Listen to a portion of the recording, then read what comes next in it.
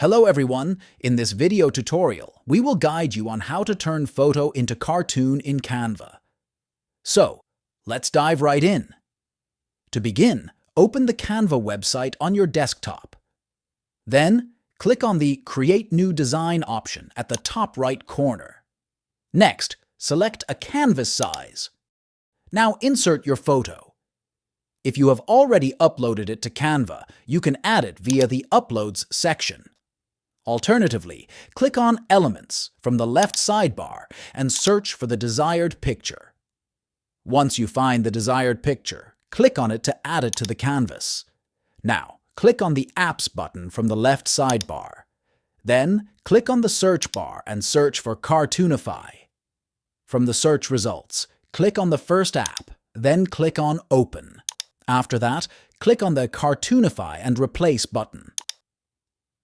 This process will take a short time and convert your picture into a cartoon style. And there you have it. We have successfully converted our picture into a cartoon style.